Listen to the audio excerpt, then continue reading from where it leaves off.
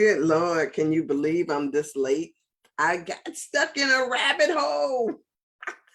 I got stuck. I got trapped. I want to say I have gotten trapped and Good Lord, can you believe I'm this late? Whatever. In a rabbit have gotten trapped. So let me tell you what happened. For those of you that have been waiting on me,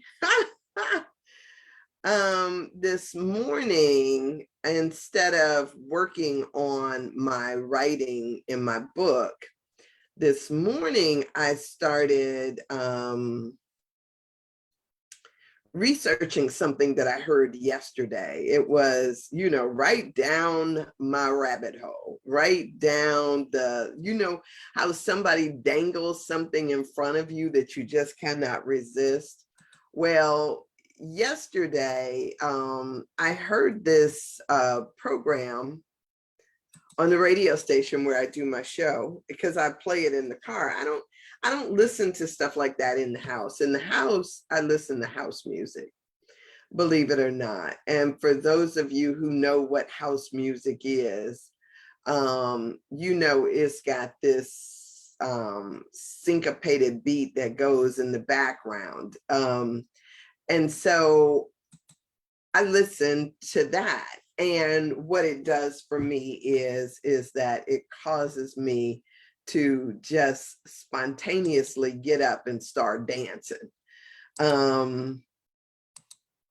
Or when I'm standing up, I'll start dancing through the house or dancing. So I listen to house music around the house. And it's so good. House is more than just music. It's a lifestyle, I think. Anyway, so I got in the car and I started listening to radio, and like a lot of times, I don't know if you guys are like this, especially if there's a talk radio show on, then my attention is gravitated towards that. So I used to listen to NPR or,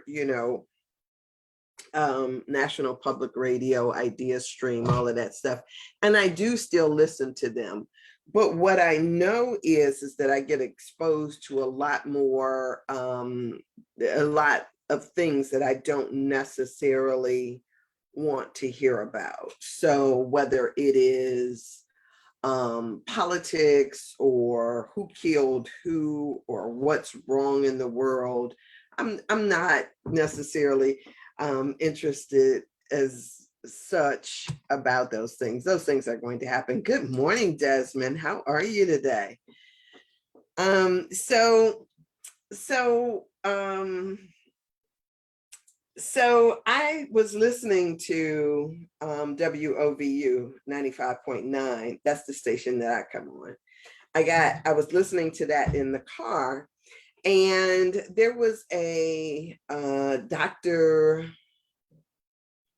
Oh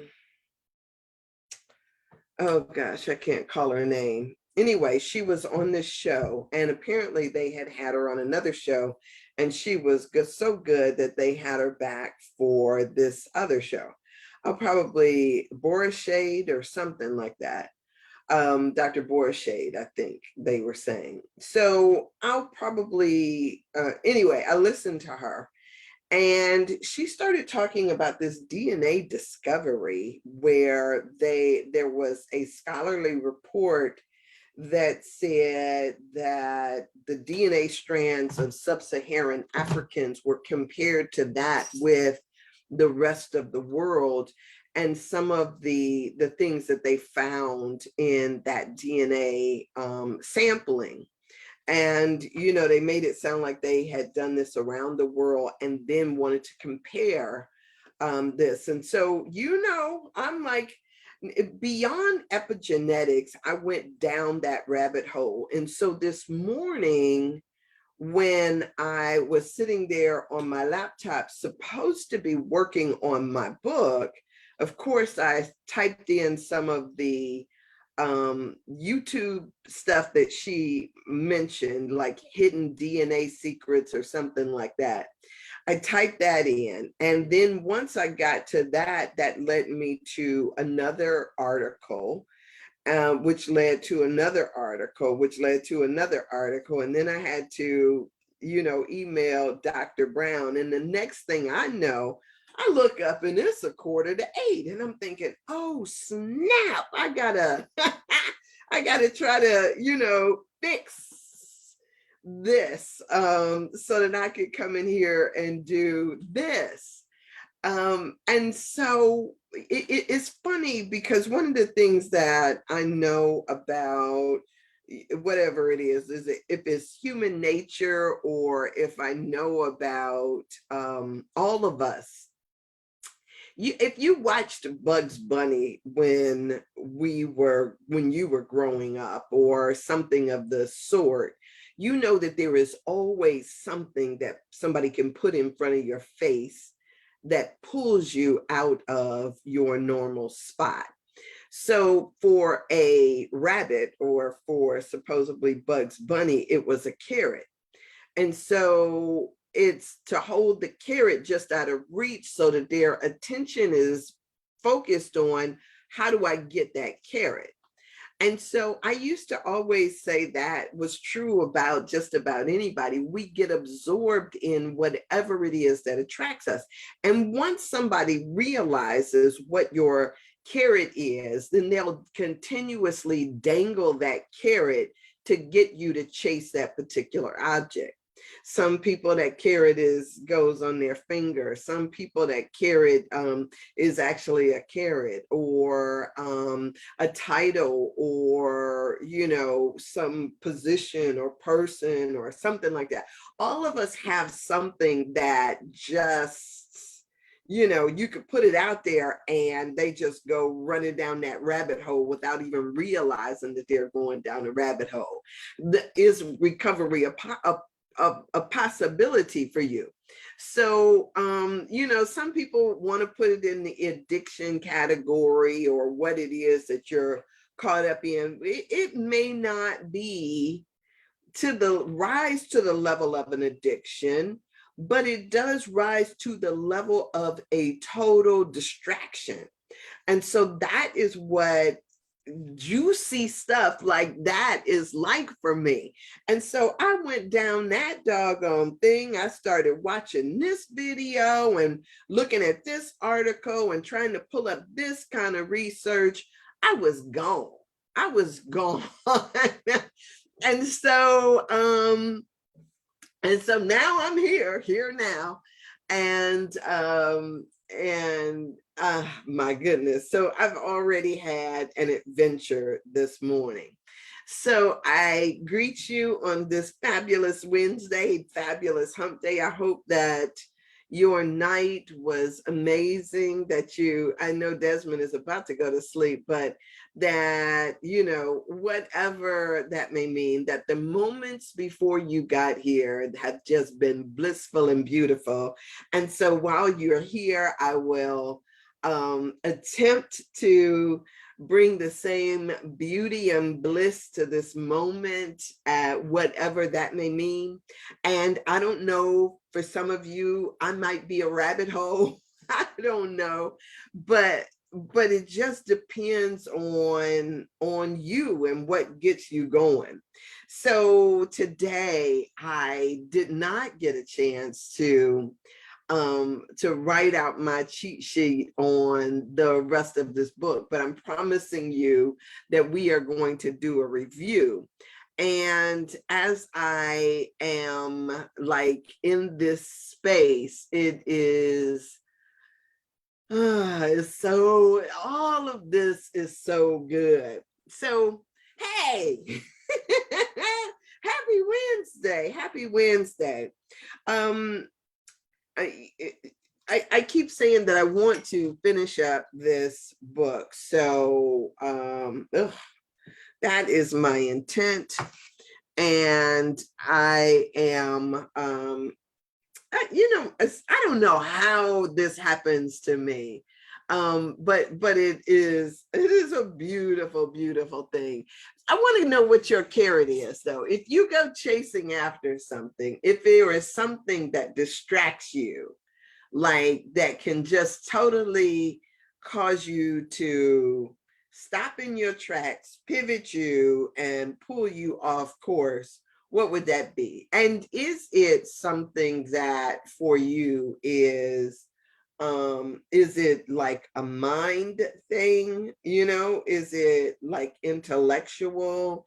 Is it, because I will tell you, so true confession, when I was younger, I'm a Pisces. I'm a Pisces still today.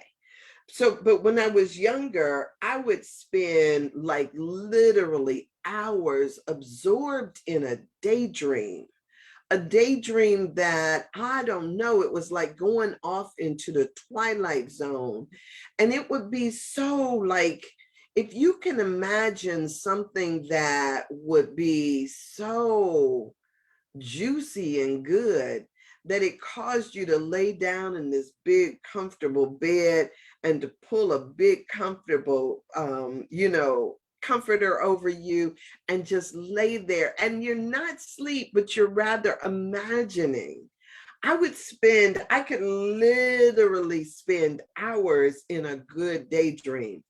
When I didn't mind,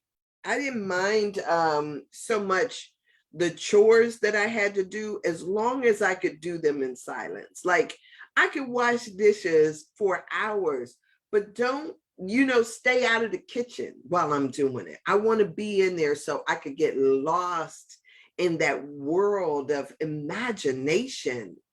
And so when I see people who make it seem as if they don't have an imagination or any dreams or anything, it's like, oh, what is that about?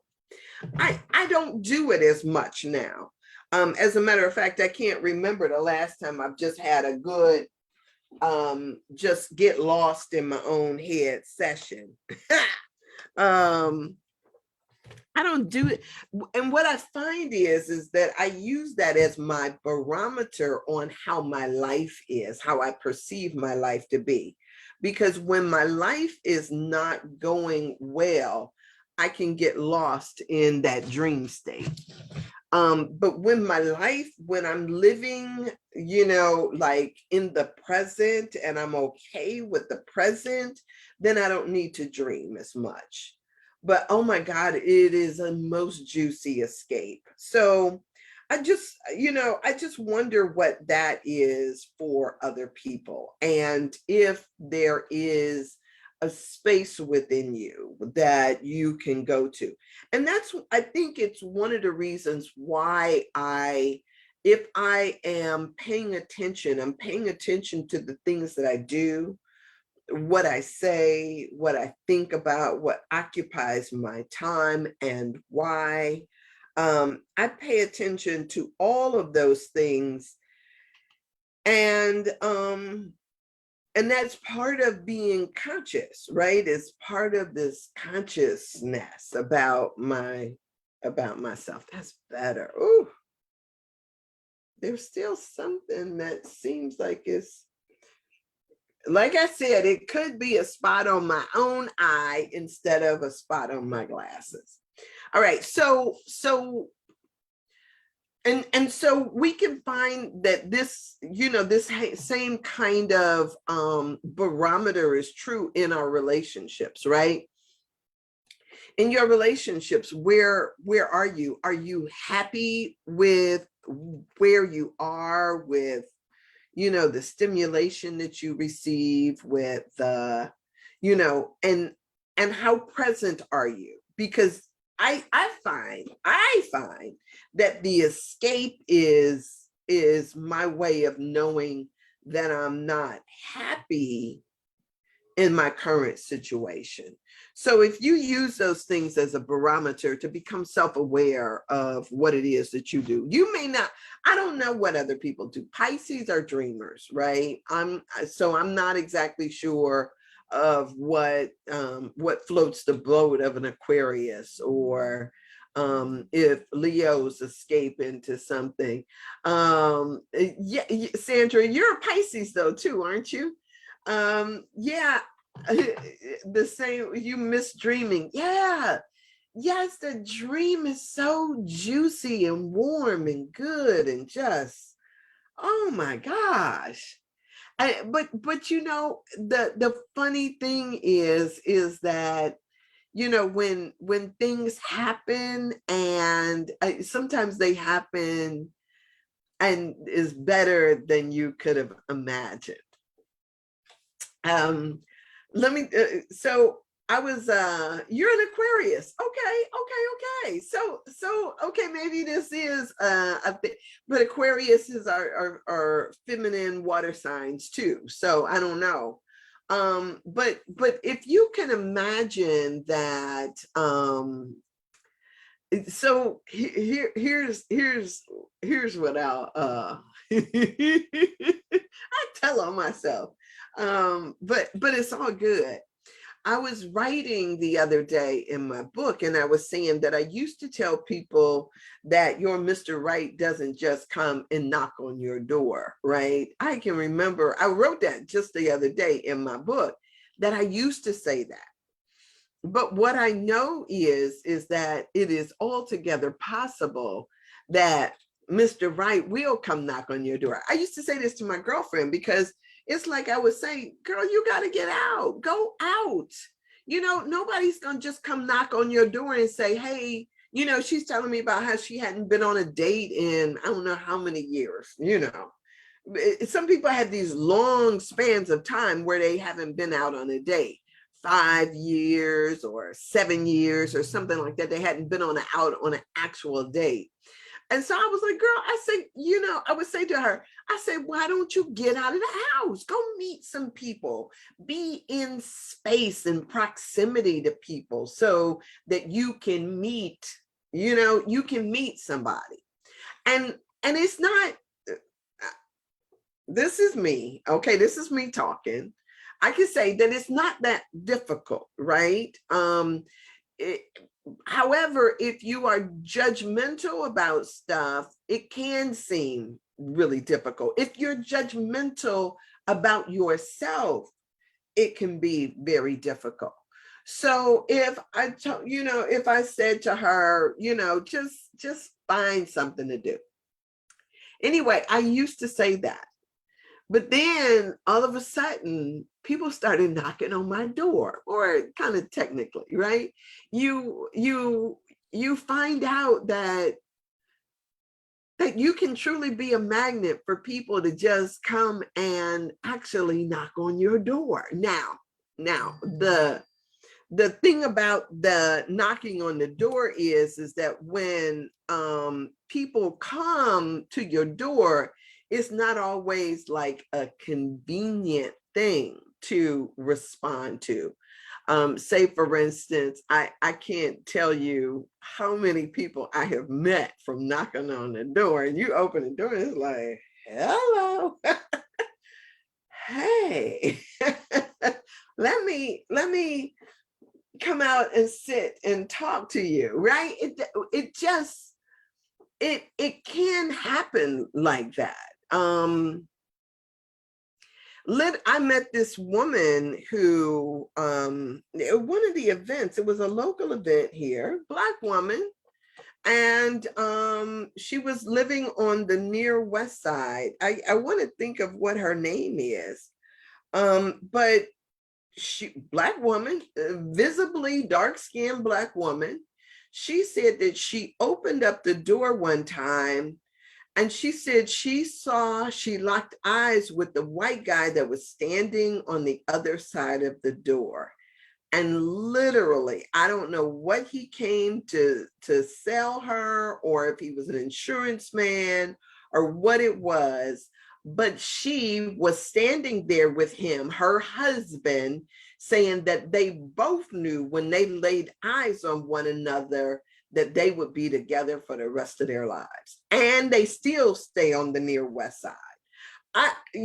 So who's to say, when you get your mojo together, wonderful Wednesday to you, Ruth. When you get your mojo together, who's to say that you will not magnetize and draw your rightness to you? So I was asked, I think I asked her something stupid, like, well, what did you have on? How did you look? And he was like, he didn't care. He did not care. She was like, I was cooking.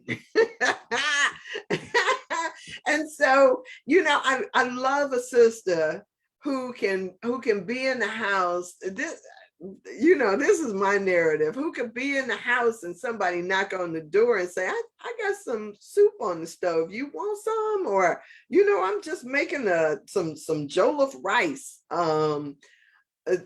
Just come on in. That's a beautiful thing, right? That's a beautiful thing. So this idea that, people don't come on knocking on your door, they absolutely do. They absolutely do. But if you're stuck in your judgment, or if if you got feeling some kind of way about it, you already have walls up. So not only are they knocking on your door, they're knocking on your walls too. And if your judgment is stuck in, what's wrong, and what this ain't how it's supposed to be. I even met a sister one time that, we're sitting someplace, and I'm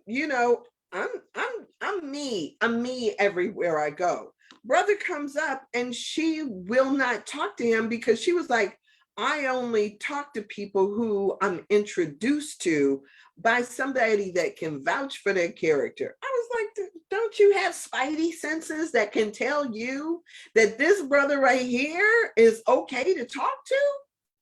I mean, does it always have to come through like somebody and they say, come on, vet it for me. Oh, come on now.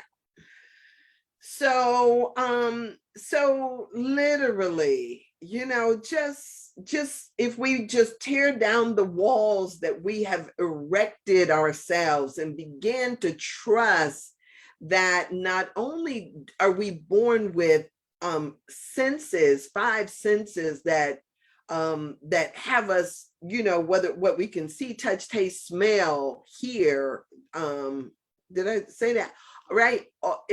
That equips us with that ability of discernment, but we also have this wonderful intuitive ability, right? And so our intuition speaks to us, as does our smell. We are turned off or repulsed by people who are not a aligned person for us. How do you know when you are with somebody that you don't belong with? Their smell is not even soothing to you. But when you are with somebody and it's like that feels and smells like home. Woo, I mean, and not the stuff, the cologne stuff that they put on. There is a natural scent to everybody that transcends space and time. Oh, just like a natural vibration to people that transcends space and time. And when you step into that, it's so freaking good. It's so good. Tracy said, oh, we need to do a show on this. God sends a good man, but they are worried about how he introduced himself. If he has good hair, if he's tall, or other pettiness. Yes. People, it's funny because people will put this whole list of criteria down, we want to talk about pedigree, education. We want to talk about what kind of job, or what their shoes look like, or what one girlfriend is worried about is thighs, and whether or not he has hair, whether it's good. Look, half of y'all are beyond childbearing years anyway. So let's take all of the genetic stuff off of the table that you think your kids are going to inherit, because you're not about to have any. Okay. We are just looking at how to be in relationship, how to have companionship from this point forward. So if you are sitting up there worried about giving them some good genes, that boat has sailed. It has already set sail. You are not about to do that. I mean, just let's keep it real. And so now what the thing is this person that is before you, is there a match, right? Is there something there that is like an attractive magnet? So that could be how they, even just the energy, the presence that they bring, right? It could just be, woosah, damn, man on deck. Come on, hi, come on in, right? Sometimes we know that it's just like, it's not Mr. Right, but it's Mr. Right now. And you gotta know that too, right? Don't deceive yourself. So I don't know. I keep going through this thing, and I say to people, like, I hope you dance, right? I know that there have been some dances that I turned down. I just probably amazing dances, but I have turned them down for various reasons. And sometimes it is timing. Timing, when they say timing is everything, sometimes it's just timing. And so that doesn't mean never. Sometimes it just means, yeah, not right now. I have, I probably have people, a guy or two that have been waiting for me to just say, okay, it's your turn now. And so, you know, at a certain point, you got to just say, man, it's been 20 years and she still ain't said it's your turn now. Get over it, because it's not going to happen for whatever reason. And sometimes it boils down to simply that there is something about that, what happens when we're in the same space, that just says, yeah, no, right? Yeah, no. So just being conscious of these things, I think, is extremely helpful. What walls have you put up?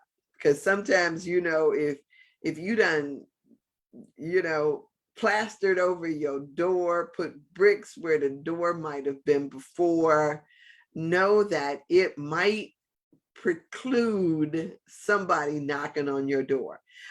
Somebody says, no, not somebody on here, but can you imagine people talk about like, oh, I want a man that's making this kind of money, or I want a man that, you know, has this kind of mentality. Want a man.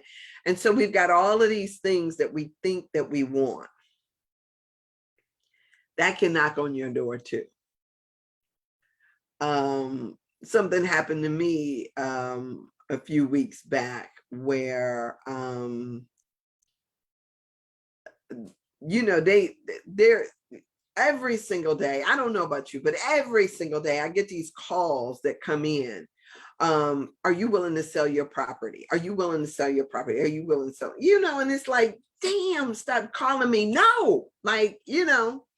Anyway, so there was somebody that bought up quite a few properties over in my area. Then he flew into town in order to check out what he bought over here. And I happened to, of course, be out at the time. You know, I got dogs. You know, and so you see this, hello, you know, and so when I say that those things don't happen, they actually can.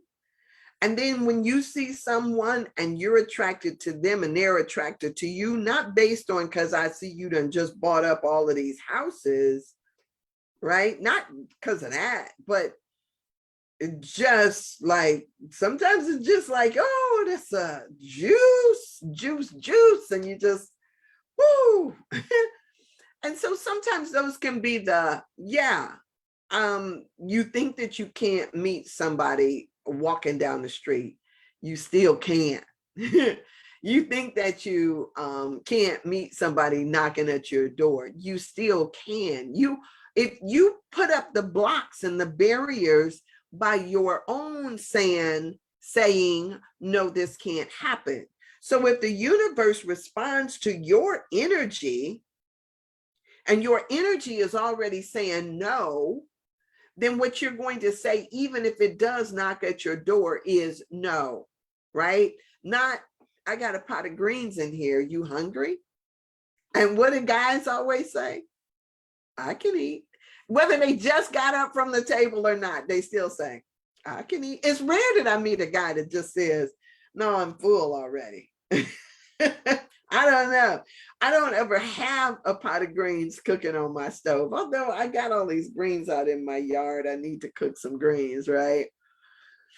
I really do. I got kale and collards and all of that stuff. So I really should have a pot of greens cooking. But, you know, I very rarely meet somebody that just says, no, I ain't hungry. Look, I can say, you know what, I got some good, you know, I don't know. What is my thing? I got some good salad in there. I don't even look like the salad girl.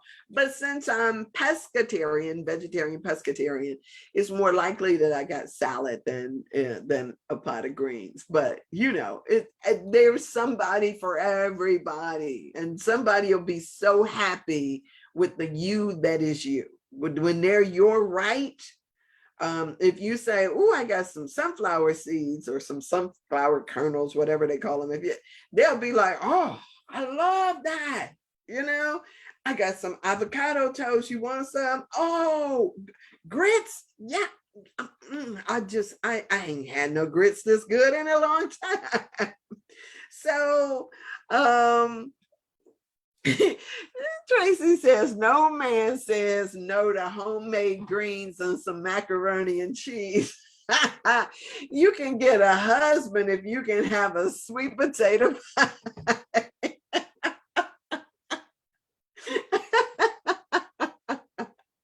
Girl, stop. Because you know, I'll be like, get back.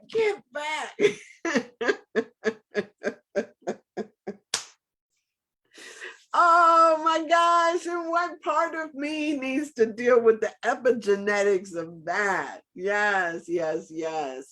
So I don't know if like, you know, I think about this thing, is the issue to get Mr. Right, or is it to get Mr. Right now? Is it to have, you know, like I remember my grandmother when I was a kid, grandma always had a friend. She always had friends. I see older women and they used to call them friends. They never said, this is my man, or this is my, you know, it would be wonderful, beautiful to share space with somebody that you want to be in proximity to. Whew, there is nothing like that, right? Just being proximate to somebody where that vibrational energy of them resonates with the vibrational energy of you. It just enlivens everything, right?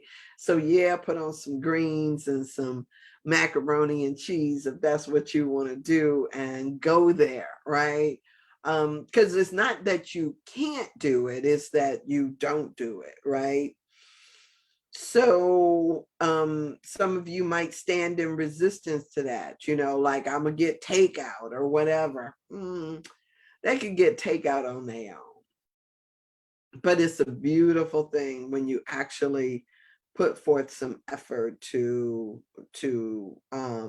make something for somebody or whatever, or even if they just happen to be coming by accidentally when you making some greens that you got to take to the church. Oh, come on, I need you to sample this. I need you to taste this for me. It's just so good.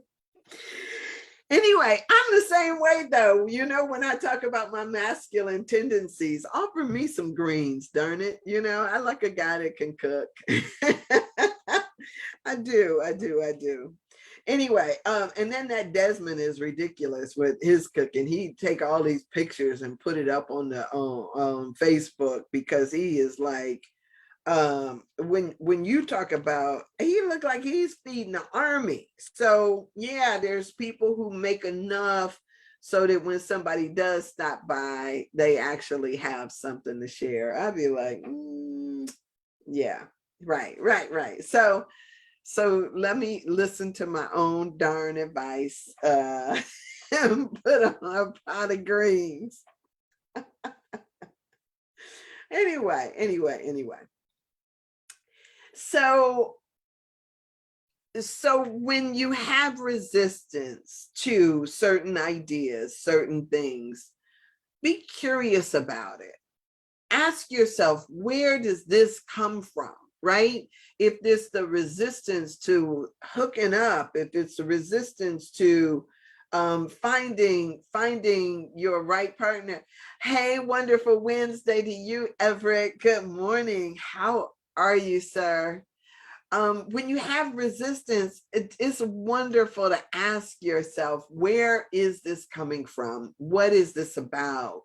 What am I afraid of? What message do I have around this? I mean, because sometimes if you just pay attention to the messaging that is in your head and then ask yourself, where is this coming from?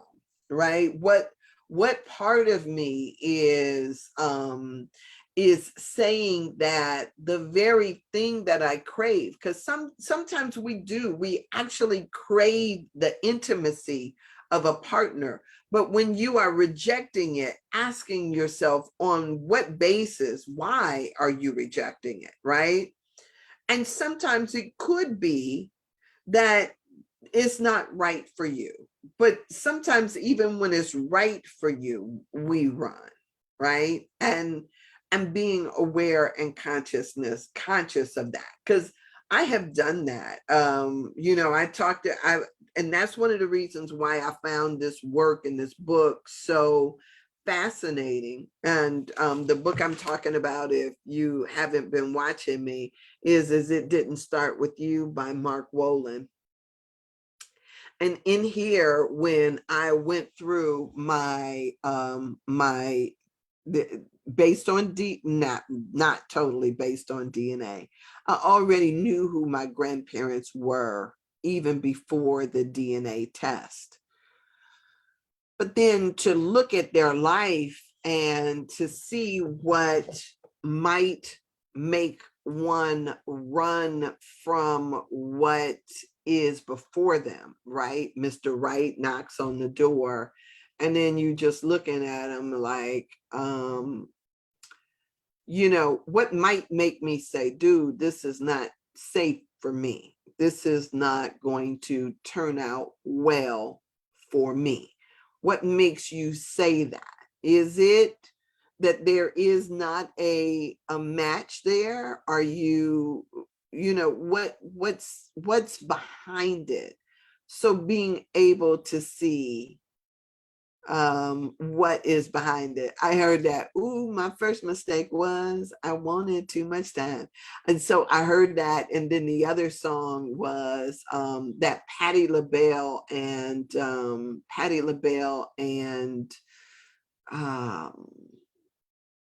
Gladys Knight did a duet called I Don't Do Duets. And what it started out, it starts out great, but before too long, Mr. Right turns out to be Mr. Wrong. He said, I love you, baby. You the best I ever knew. but I'm not ready for anyone like you. This is as far as it goes and as good as it gets. It sure sounds silly, but I don't do duets. And it just an amazingly beautiful song, right?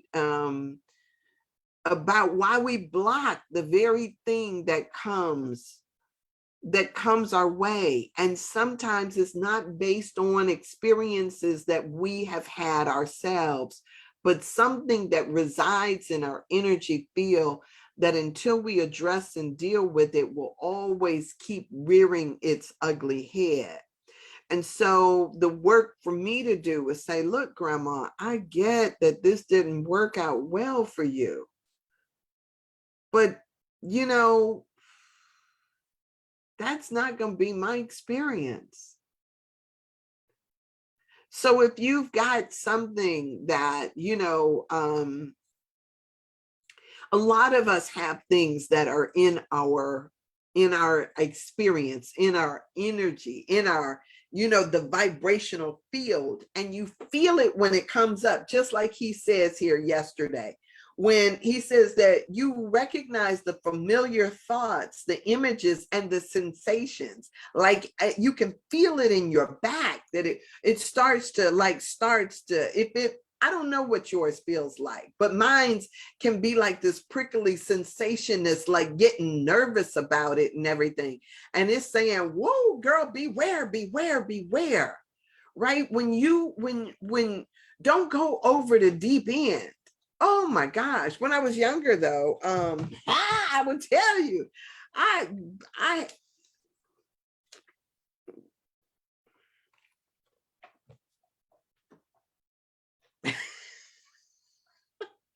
gotta laugh at myself. I mean, out there, stupid, like, you know, driving through, and here's the thing. I'm driving through a snowstorm, trying to see this, you know, this person who I was mesmerized head over heels for, craved him, just, you know. Had he stepped back towards me with that same kind of intensity, I probably would have been running. But because he was like saying, sister, hold on, trying to keep me at arm's length, I kept pushing and he kept stepping back.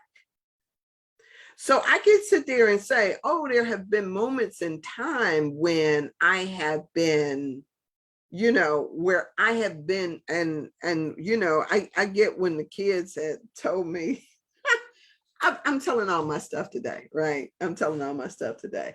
I had these students that I used to work with. Now, you know, of course, they're students and they just watch, and they called me a predator. Because they was like, oh, Miss Bishop will go. What she wants, she go, you know?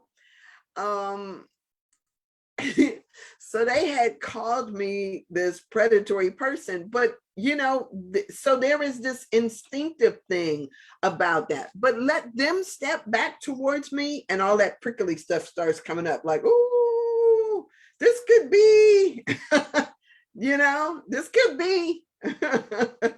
Not that everlasting love, but this could be danger, Sandra. And so when he says to recognize the familiar thoughts, the feelings, all of those things that crop up in you when you are, whether it is a job, whether it's a relationship, whether it is being in proximity out socially with people, what are the feelings that crop up? And then listen for that, the core language, right? The what fears am I feeling now? Oh, they're looking at me, or they're judging me, or, you know, what's the feelings that crop up? So acknowledge that they might be some old fears and they may not be yours, right? But they've now become activated in you. So since they are there, they are causing you to augment or alter your behavior. Now that they're there, now what? Now what are you going to do with that?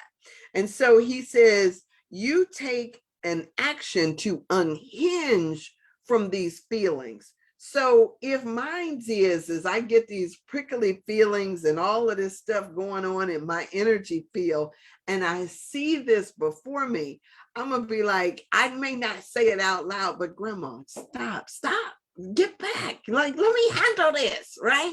I got this.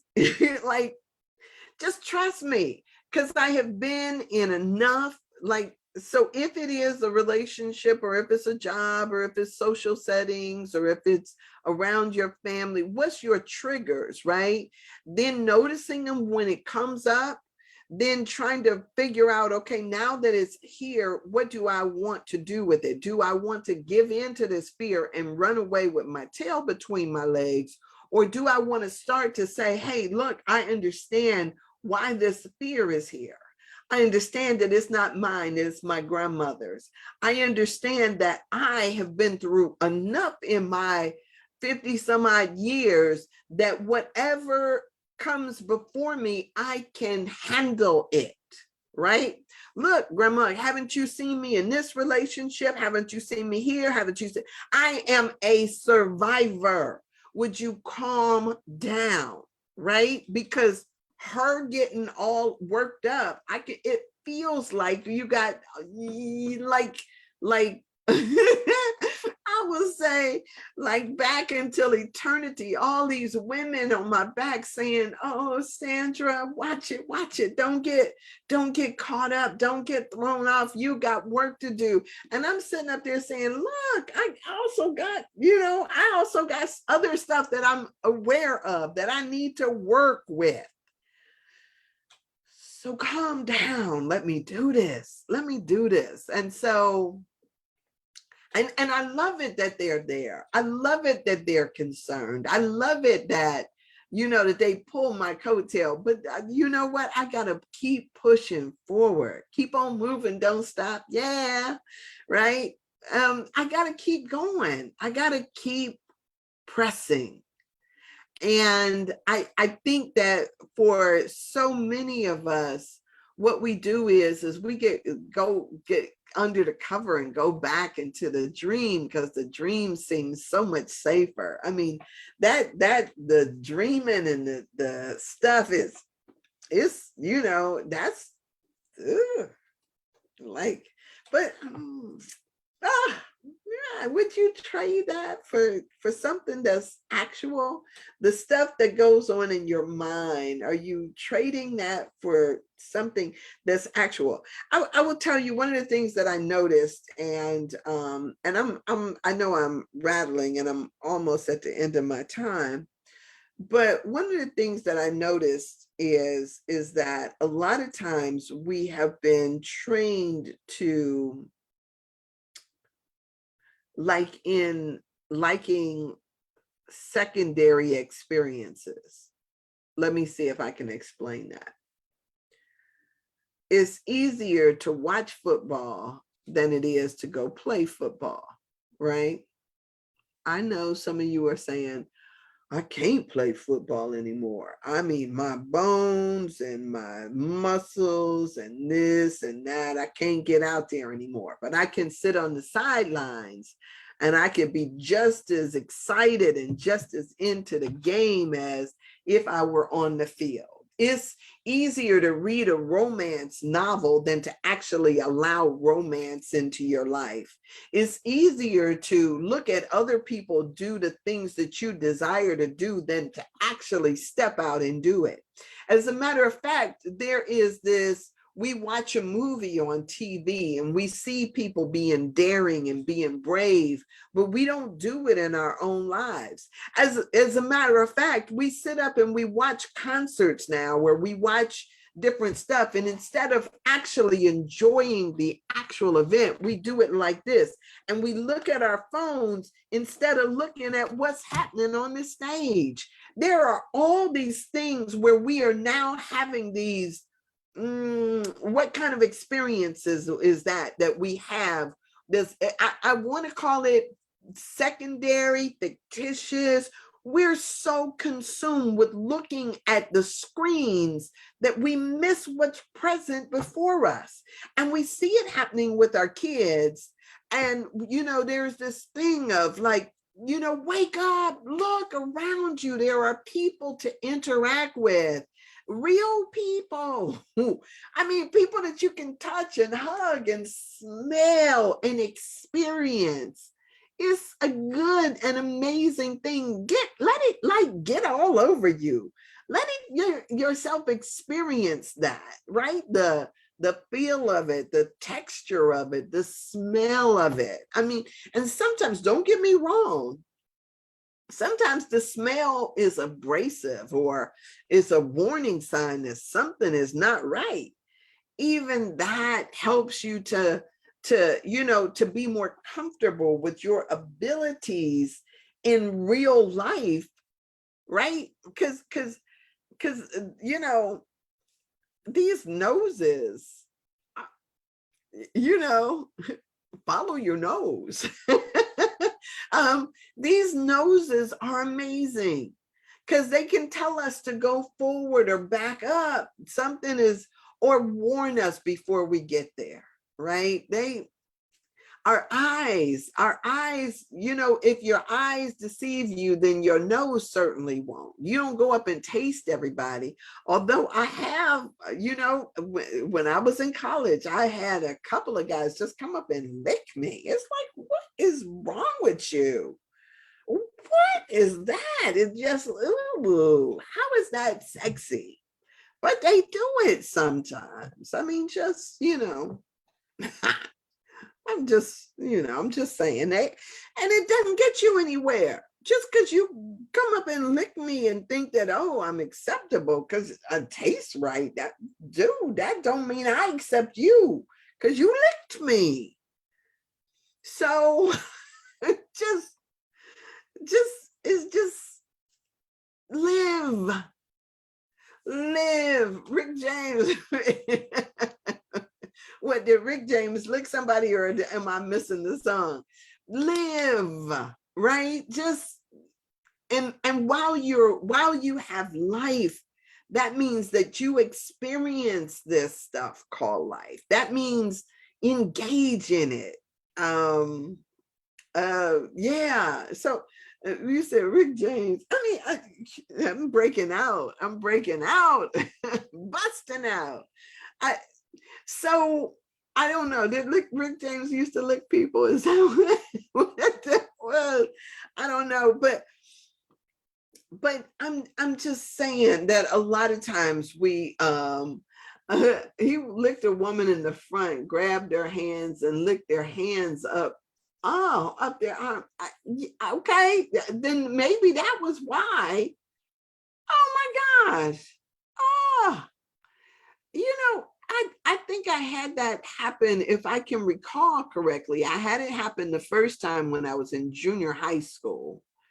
And then when I was started again in college, I had several people that licked me. One guy licked my face, another guy my shoulder, just wherever they could see some skin and get close enough.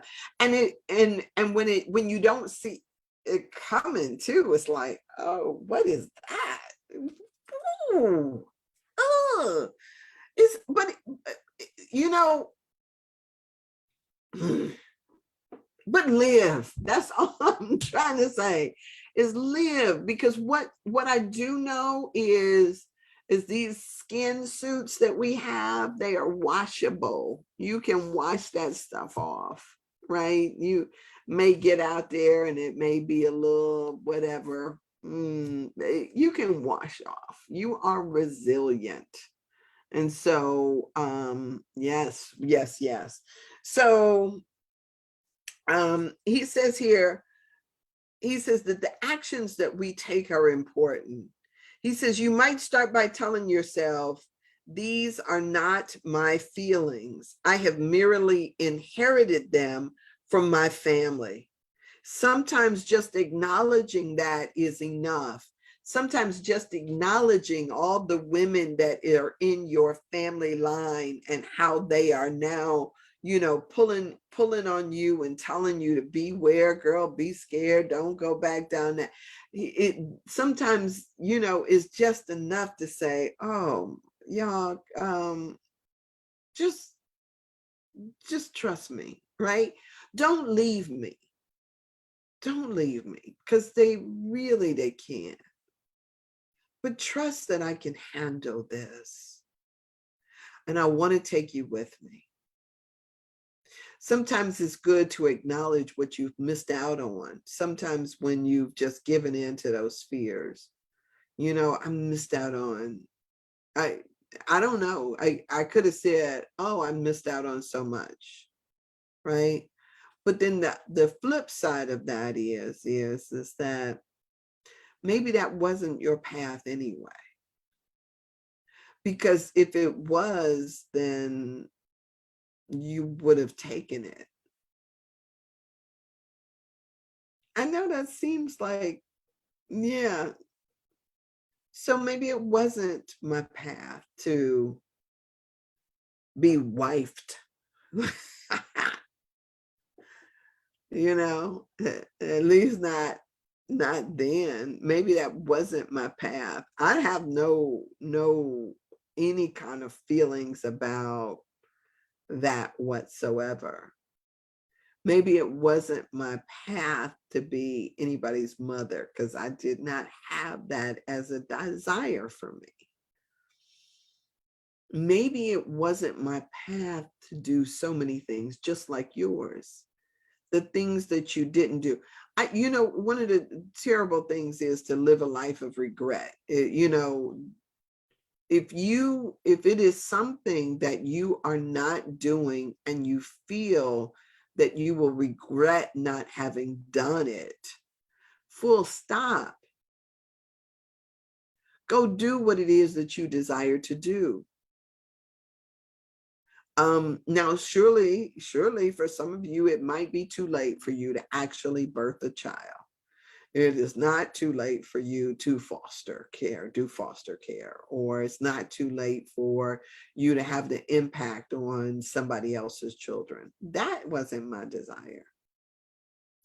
I do desire, however, to show up fully for the children that I am exposed to, and to speak my truth and hope that at some wonderful time in the future, they'll be inspired by some of the words that I've shared, some of the ideas, or the ways in which I show up in the world.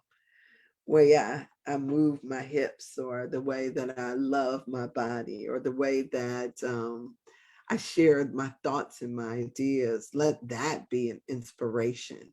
Let that come through by me living out those truths that I hold as valuable and dear.